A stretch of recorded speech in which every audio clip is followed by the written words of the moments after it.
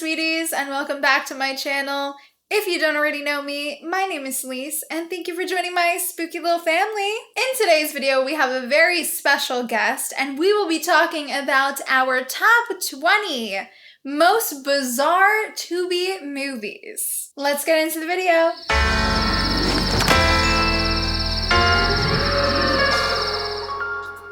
So today we have a very special guest, and that is Jay from Bloodbath TV. How are you doing today? I'm fantastic. Can you tell us a little bit about your channel and what you guys do over on Bloodbath TV? We basically just cover a bunch of weird B movies, the stuff that you would mostly find on Tubi, because finding the DVDs from like 2006 just isn't happening these days. So Tubi has all of the bangers.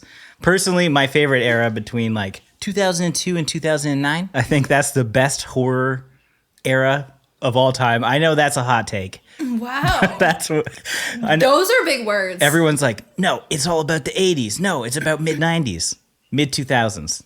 That's where it is. So we cover a lot of that. We cover just random stuff. We're doing some Disney movies. We're doing Blank Check soon, but also horror stuff. That is exactly why I asked you to be here today. You're the king of Tubi. So that's what's weird about this list. When you invited me on here, I'm like, how bizarre are we talking? Because I like a lot of these movies that we're probably going to bash today. That's why I seek them out. Like my list, even though some of them are probably on your list as well. Oh, I love that. I think I have about 2 that I think are awesome. Okay, so we are going to jump right into this very lengthy list. I'm excited to hear. Kick it off. Let's hear it. So, at number 10, I have Spider in the Attic, directed by Scott Jeffrey. Okay. This film is about, like, this guy who has, like, these crazy killer spiders, and this woman decides to go over there, and she's a reporter, and everything kind of gets lost in the last act of the film. I was really disappointed because the huge spider that is on the poster makes like a 2-second appearance like in the last like 2 minutes. So it was kind of bullshit for me. But it exists? Like Yeah, what's it on the exists. poster is actually in the movie? But the spider on the poster looks so much better than the way the spiders look in the film. Okay, noted. The issue with this one is that it's like almost fun, but I think Scott Jeffrey, maybe he's trying to make like a so bad it's good, but then it's failing in its execution. That's a big issue. You can't try and make a so bad it's good movie. It almost always fails. The camera work is like decent, but the way the spiders look is really bad. So I'm gonna have to say that the budget did not go to the CGI spiders. Okay, this one I think is actually a banger because I confuse these lists altogether. Yakuza Apocalypse by Takashi Miike. It's amazing, but it does have weird moments, and that's why it's bizarre. Because it's about like a typical like Yakuza crime family and stuff, and one guy gets taken over and becomes a vampire, and then he has to fight this big-ass like frog mascot guy. And it's fucking awesome. And it's got Yayan Ruhian from The Raid and Raid 2. He's like Mad Dog. Awesome movie. Highly recommend. This sounds amazing, actually. So, I mean, Takashi Miike. Like, so yeah, the first thing when you say bizarre, I'm like, okay, I'm looking for what the fuck moments. And this movie is full of them. And this one's, you have to watch. Much like most of Miike's movies. I think you should watch them all. Yeah, I would say that most of them are pretty bizarre. Because even Audition is pretty strange. At number 9, I have The Curse of Humpty Dumpty, also directed by Scott Jeffrey. It is a reasonable movie as far as like production value is concerned, but the poster looks exactly like the spider one. It's almost the same. It's just like, oh, swap out the fucking spider with this Humpty guy. But you know what? At least the doll on the Humpty Dumpty poster legitimately looks like the doll in the movie. I was actually pretty happy about that. And it's like a guy in a costume, which cracked me up. I think that the movie is way too slow simply because it talks about like dementia and stuff. And it's almost like too good for its own good. I agree. That's how I felt. The back half pretty good. It takes way too long to get into. Okay, let's move on to my number 9. I Was a Teenage Wereskunk. This movie is weird as hell. This is one of those movies where they are trying to make a so bad it's good movie, and it like half works. It is kind of funny in certain instances, but the whole idea is just fucking weird. A guy just gets sprayed in the face by a skunk, and then that's what he does. He turns into a skunk. And he's just like a guy in a Letterman's jacket that looks like a skunk. But what's weirder is the whole movie takes place, it's like a 50s movie. So everybody is like overacting. It's all melodramatic. And it's like some people will absolutely hate this. And usually I would, but I was so hammered when I watched it. I loved it. I don't remember what I actually gave it. I probably gave it like a really negative review, but it is on there and it is bizarre. He turns into, but he doesn't look like a skunk? Not at first. At first he's just a guy. Then he turns into a wereskunk. You know how werewolves work, right? So does he have fur? Yes. The one I have next is really awful. So my number 8 is Shark Exorcist, directed by Donald Farmer. It's a banger. This seemed like a very you film. I've watched this too many times. No! How? Okay, because we watched it a while ago for Shark Week. Every year we watch the worst of the worst. And this is absolutely one of them. I do not recommend this movie, but it's easy to riff. So like we did like a commentary for it, which was pretty fun. And it's just like, you're just going to talk shit about the movie the whole time.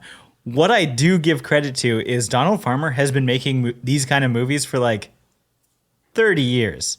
And he just doesn't stop. He just keeps making them. That's amazing. There's moments where there's just like a girl like sunbathing in a park or like by the beach, but there's no sand to be seen. And it's just this creep just like videotaping her. And it's so awkward. There's so many awkward moments. The like possession scenes or whatever is happening. Honestly, guys, I couldn't tell you what's happening in this movie. That's really bad. You get eaten by a shark, you get possessed by a shark, and then the girl like gets shark teeth and she's walking around. So it's like, it's not as cool as the poster suggests, which looks amazing. It really doesn't have a shark in it. It has a woman that looks like a shark. It was upsetting because the poster gave me Velocipaster vibes, and I really love that movie, and then it just like wasn't that. Yep. It's a big piece of disappointment here. There might be another one that was just as hard to get through, but this was pretty hard for me. I think that most people would find this hard. So like, yeah, it's certainly bizarre, kind of hard to watch. Going on to my next one. We want to talk about bizarre. Now, I don't kink shame. I mean, I'm wearing a hentai hat here. We're going Furry Nights. If you're a furry out there, hey, I might join you one day.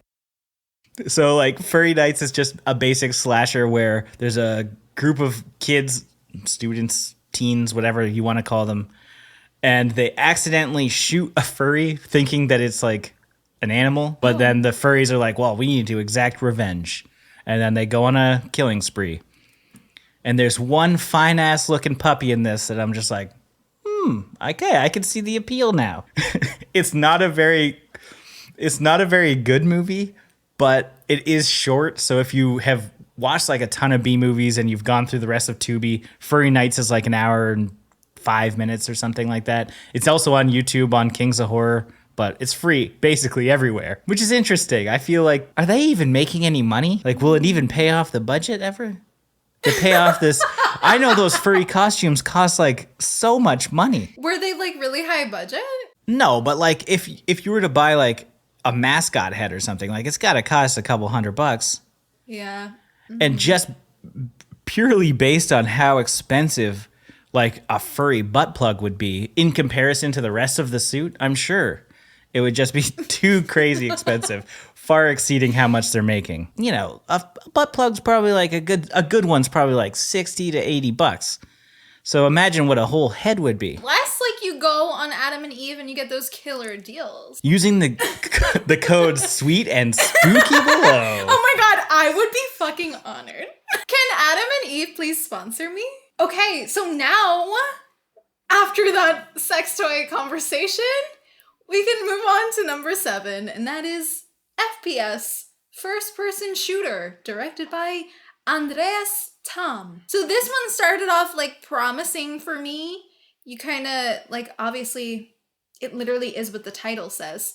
They're like trying to make fun of first-person shooter games, and it like seems fun at first, and then it really drags on, and then it loses what it's trying to be. I know that the guy who does the like main character's voice, he does games, like he does voice work for games, but I feel like he really missed the mark. I watched about 15 minutes of this movie and I just couldn't stand it. Only 15 minutes? Oh my god, I got really far. I watched exactly one kill. Actually, and I didn't even start at the beginning. So we were like, I was watching movies with like buddies and just like, let's just skim through and see if anything looks interesting. I do that a lot with Tubi. It's almost mandatory so that you can kind of feel it out. I went through and I'm like, okay, so it's just like, it looks cool enough, but it just looks boring as shit. Like you're just walking down a hallway with a gun out. It's like,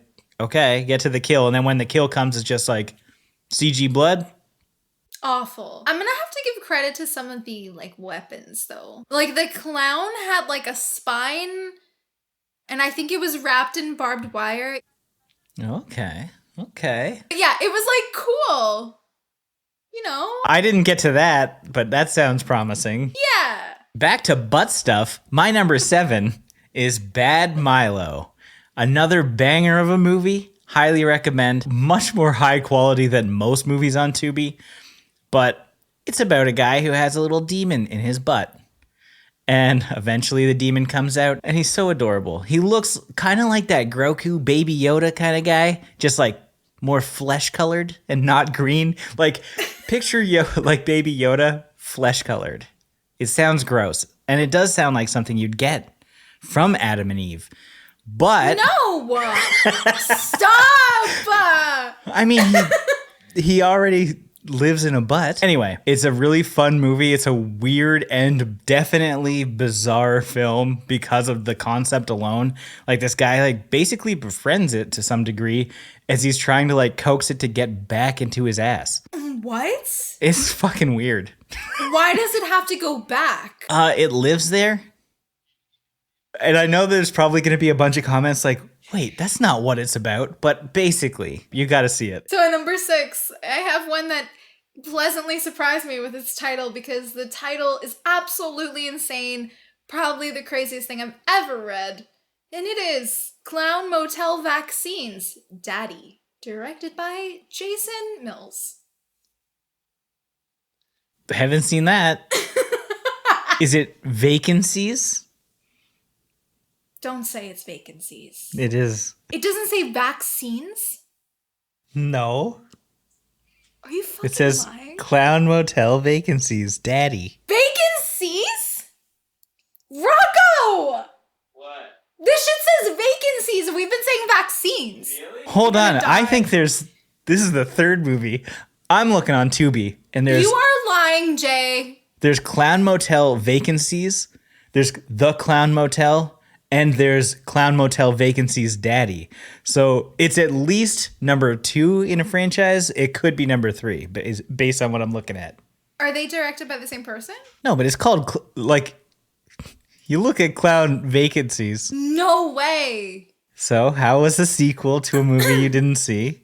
All right. So who really cares? Because I'm not going to do that much research on Clown Motel. Vaccines. Mm-hmm. Jay, you're fucking me up, okay? So location, I'm guessing it's a motel. Location, yeah. Half the time it's a motel. And then the other half is like the girl who got away's house. Is the motel the Clown Motel? No. Oh, that's actually really shocking to me. So the main clown they call him Daddy. I don't know. And he sleeps with a lot of hookers. And I guess he abused the main character and she got away. And she's suffering a lot of PTSD. And he's still after her. And then she basically like kicks his ass at the end. Okay. We're going on to number 6. My 6. We've already mentioned it previously. I'm only hitting you with the good stuff, guys. Velocipaster. A movie that knows it's so bad that it has to be good, and they're damn right it is. It's a pastor that is a velociraptor at the same time. How cool is that? I really love the Velocipaster. I've seen it so many times. I cannot wait for part 2. This is one of those movies whose poster is absolutely deceiving, but the end result that you get, this big paper mache, it's not even a raptor, it's a T-Rex. I fucking died. This movie is a must watch because it's just so batshit. The best part of this movie is that it's actually like made to be so bad it's good, and it succeeds. Very few and far between, these kind of movies. And Yeah. I need more of this. Now we're getting into my next one, and I really heavily debated if I should put it here. It's really bad. So my number 5 is The 13th Friday, directed by Justin Price. And yes, I did watch it because it was called The 13th Friday. That's the only reason I watched it. Do we have any more to go off of? So this is exactly what I'm talking about. The issue is that it's so bad that I don't really remember what it's about. All I know is that everyone in it is awful, and the story doesn't make any sense. But then they have like this calendar that's like haunted or supernatural or something. It's really bad. Would you legitimately say half of them are great? Yes. I mean, rated poorly, but had an enjoyable time. I think it's a weird distinction. Whatever. This one covers both bases. This one is bad and awesome and great. It's Killer Sofa, which is not a sofa. It's an armchair. So let's just get that out of the way. It's a fucking recliner that eats people, and it's great. It's like possessed, and I won't get into like spoiler territory, but there's more to this whole thing, and it's just an awesome movie. And it has just it's a deceivingly good cover with a better movie behind it. Rare. It's honestly way better than the poster suggests. A rare gem. This is a hidden gem, truly. I wish that I would have watched that film the same way as you. Oh, you didn't like Killer Sofa? Oh my God. No, I didn't. Oh, no. Because I didn't think it really was that fun. I wanted it to be. The next ones I'm also gonna love and you're gonna hate, and that's okay. So at number 4, I have one that I actually did think was funny. It is Robert, directed by Andrew Jones. The doll movie? Yeah. Eh.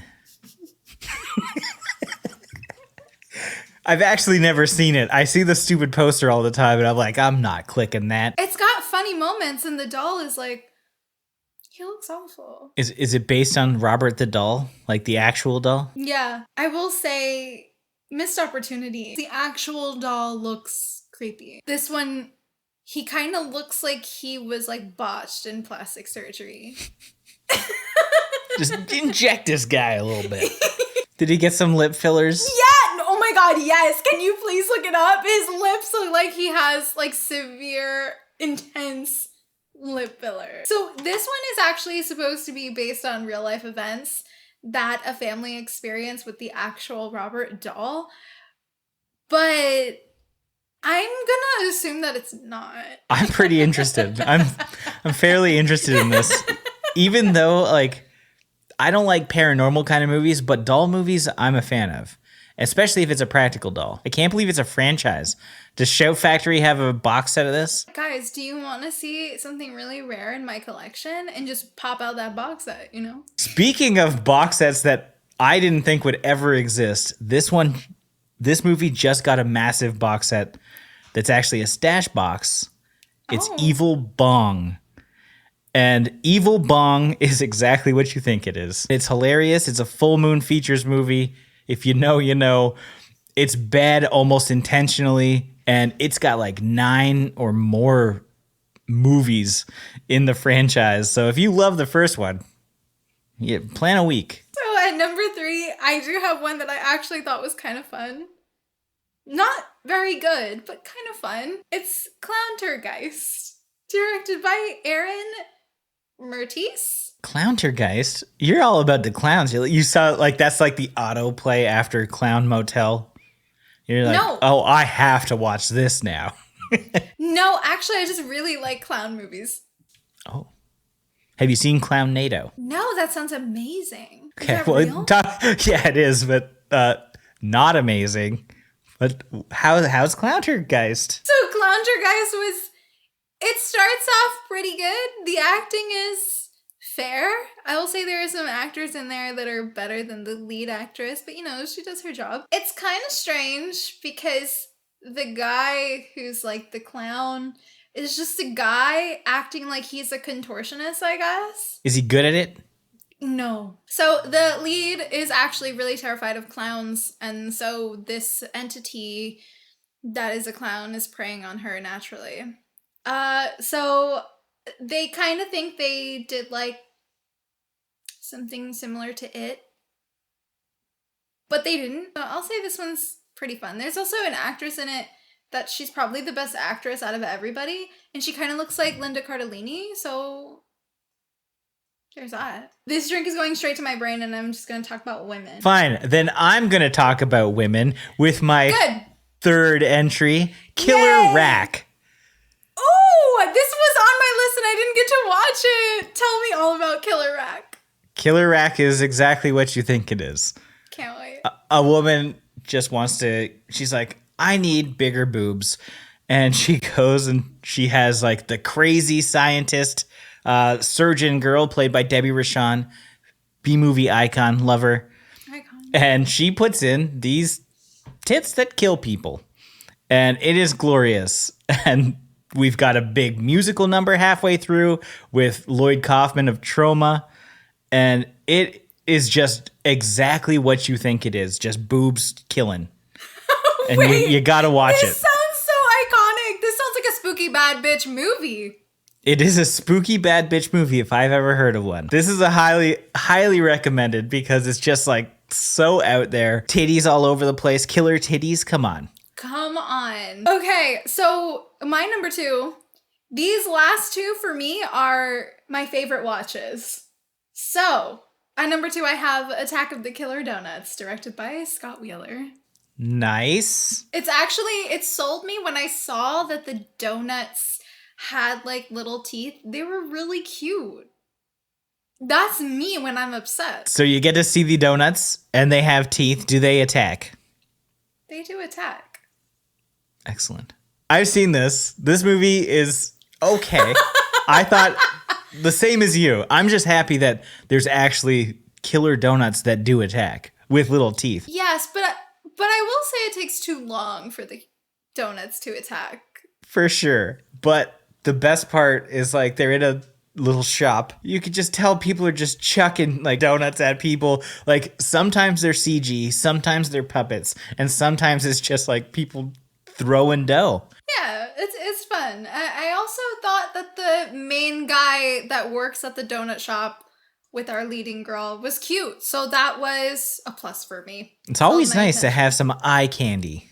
Yeah. A little frosting on the donut. That sounded fucking perverted. Sorry about that. My number 2.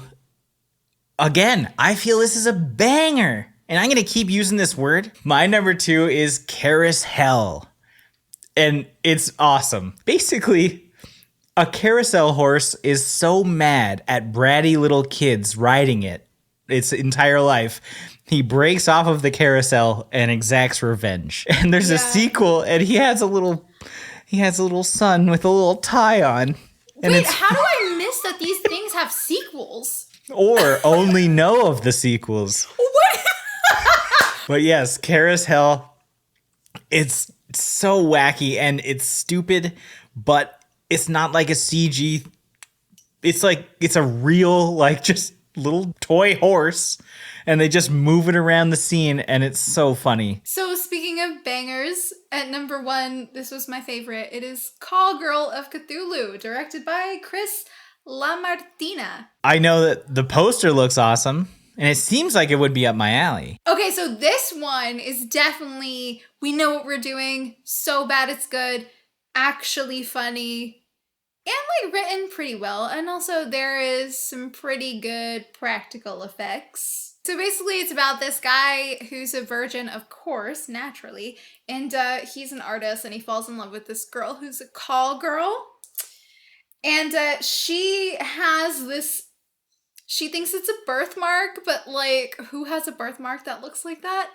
It's a birthmark and it is literally a Cthulhu, like on her ass.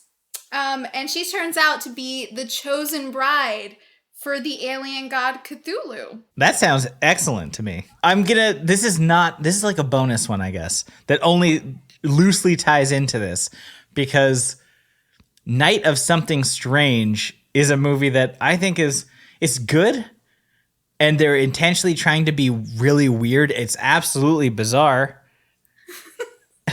Oh, good. We're getting to bizarre now. Awesome. We only had bangers. But this one is bizarre. Good. So it's not my number one. Just ties in because a girl has like tentacles that come out of her. We might have given this like 5 out of 5. 5 out of 5. This is big. I gave Thanksgiving 5 out of 5, so take it with a grain of salt. But not this number one that I have for you. It's Killer Pinata. And just like Charis Hell, it's a little pinata that's sick of being beaten by kids. It's probably more poorly done than Charis Hell, but it's still funny. And it's a little pinata. So I read the list backwards. Let's be honest here. Yakuza Apocalypse was supposed to be my number one, and I read them wrong from the beginning, and I couldn't stop.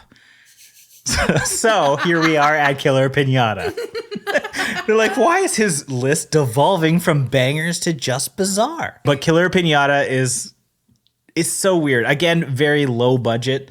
There's not a ton of blood or anything, but the blood that you see is just like ketchup thrown everywhere.